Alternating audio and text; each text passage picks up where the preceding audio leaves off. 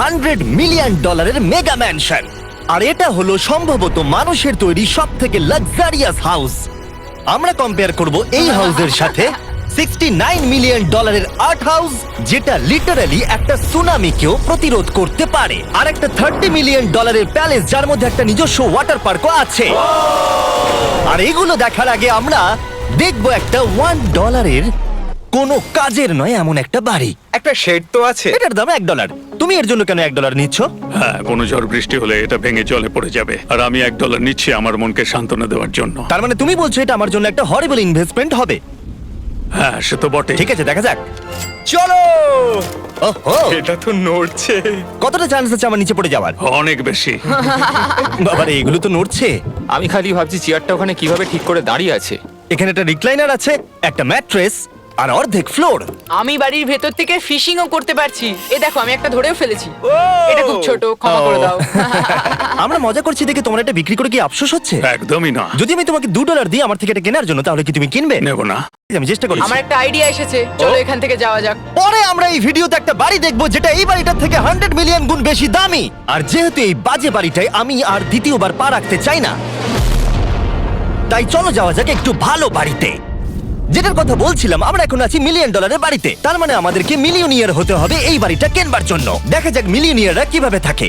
আমি প্রথমে যেটা বলতে চাই, এটা আমার বাড়ির থেকে অনেকটাই বড়। যখন আমরা $1 মিলিয়ন দিই তখন আমরা একটা ভালো বড় কিচেন পাই, সঙ্গে 4টে বেডরুম যেগুলো বেশ আরামদায়ক। আর যদি আমরা এদিকে আসি, এই বেডরুমে একটা ক্লোজেট আছে যেটা বাথরুমে নিয়ে যাচ্ছে, আর সেই বাথরুম $1 হাউসের থেকেও বড়। এই বাথটাবটা তো দারুণ। আমি 6'5" আর আমি এখানে খুব সহজেই ধরে যাচ্ছি। আর এমনকি বাথরুমে বিডেজও লাগানো আছে। ও মাই গড! সব থেকে দুর্দান্ত জিনিসটা সিঁড়ি দিয়ে নিচে নাম্বার পরে দেখা যাবে। ওরে বাবারে, এখানে মুভি থিয়েটার আছে। ভাই, এই চেয়ারগুলো মাসাজ চেয়ার। দাঁড়াও, কি? এই চেয়ারগুলোর দুটো করে রিমোট আছে। দুটো রিমোট। এই মুভি থিয়েটার ছাড়াও এখানে একটা আর্কেড আছে। আমি ভাবতেও পারিনি এতগুলো ফিচার্স পাওয়া যাবে $1 মিলিয়ন। ও, এই বাড়িটা আমার দারুণ। এরকম বাড়ি থাকলে অনেকগুলো বন্ধুকে আমি বাড়িতে ডেকে নিতাম। আর শেষ করব পুল দিয়ে। তার সঙ্গে একটা অপ্রয়োজনীয় ওয়াটারফলও রয়েছে। সব মিলিয়ে দেখতে গেলে মজা করার জন্য এটা একটা খুবই ভালো বাড়ি, কিন্তু আমাদেরকে দেখতে হবে সব থেকে দামি বাড়িগুলো। তাই জন্য এবার আমরা দেখতে চলেছি $15 মিলিয়ন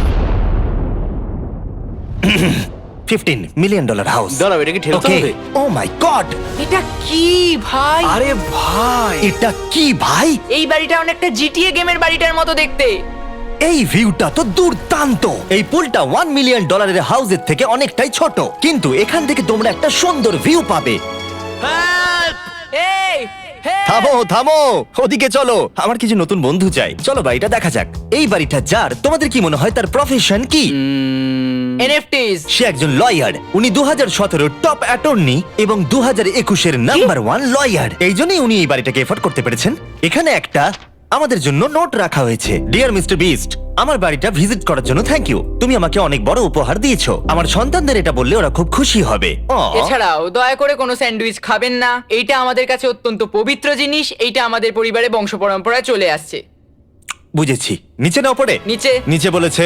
ওকে, এবার এটাকে দেখতে আরো সুন্দর লাগছে। এই ম্যানশনের লোয়ার ফ্লোরে একটা মুভি থিয়েটার আর একটা পার্সোনাল জিমও রয়েছে। এই ট্রেডমিলটায় দৌড়তে একটা পাসওয়ার্ড লাগবে, 6969। এটার পাসওয়ার্ড 6969 নয়। একটা গেস্ট বেডরুম, এন্টারটেইনমেন্ট এরিয়া আর একটা বার যেখানে ওনারা আমাদের জন্য প্রচুর খাবার রেখে গেছে। গাইজ, কোনো কিছু খাবার আগে? হ্যাঁ। আচ্ছা, যদি এগুলো খেলে ও আমাদের উপরে মামলা করে দেয়, তাই ছাড়, অনেক দেরি হয়ে গেছে, কাল খেয়ে নিয়েছে। আর এখান থেকে সুইমিং পুলের একটা সুন্দর আন্ডারগ্রাউন্ড ভিউ দেখা যায়।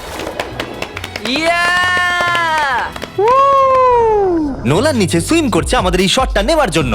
ও হয়তো জানে না আমরা এই শটটা নিচ্ছি না। আবার করতে হবে? হ্যাঁ, আরেকবার তোমাকে করতে হবে। আর এবার একটা মাস্টার বেডরুম, তার সাথে একটা দারুণ ভিউ। কাল এদিকে এসো। তুমি মিস করেছো। আর একটা আছে।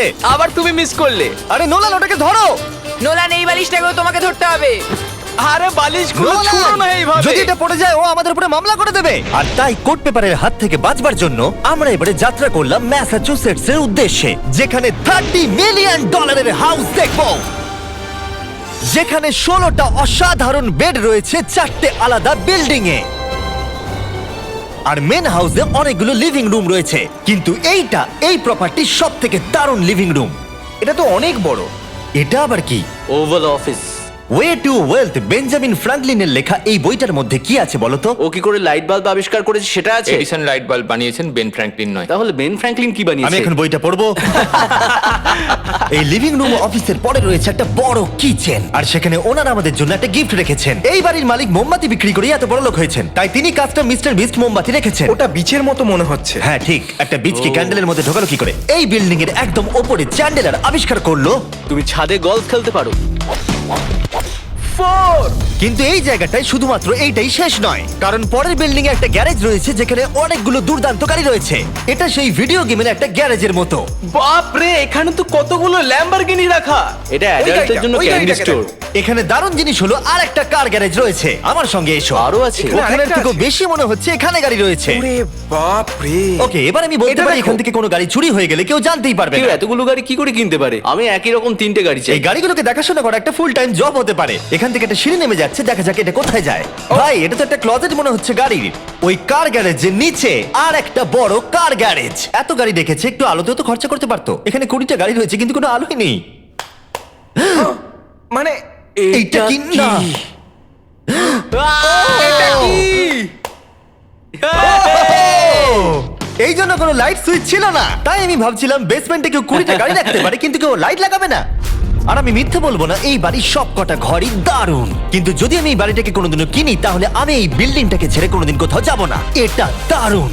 এটা ঠিকই, কারণ নিঃসন্দেহে যে এই বাড়িটা বানিয়েছে তার বুদ্ধি খুবই ভালো, যে একটা গোটা টেনিস কোর্টকে এই বাড়ির মধ্যে বানিয়ে দিয়েছে।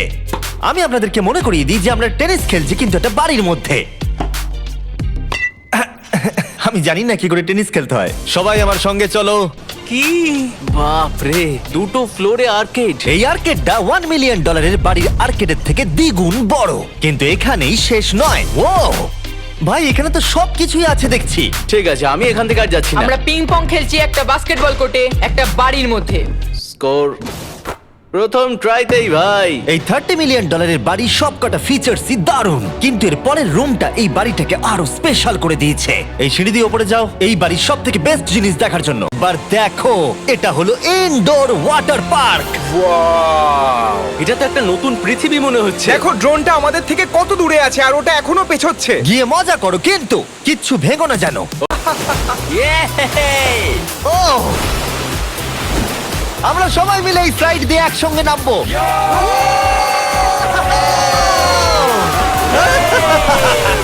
আমরা ওয়াটার পার্কে এনজয় করি আর তোমাদের সাথে দেখা হবে পরের বাড়িতে। আর বাজে খবর হলো, এটা দেখার জন্য আমাদের আবার পৃথিবীর অপর প্রান্তে যেতে হবে।